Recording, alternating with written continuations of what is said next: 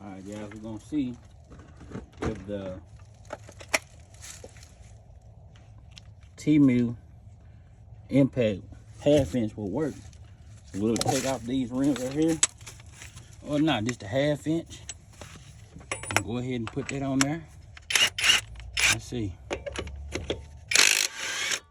Uh-oh. It do like it'll do the job. Let me put that one back on there. Started out hand tighten first. I know a lot of people just, you know, let's tighten it up. Okay, there we go. I got it started, so we don't have to worry about stripping it out. Okay,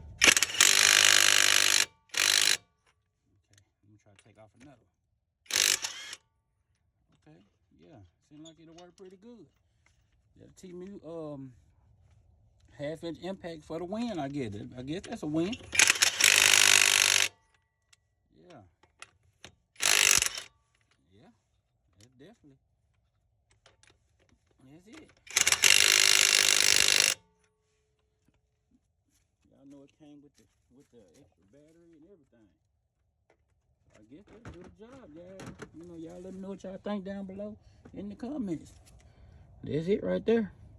Y'all let me know.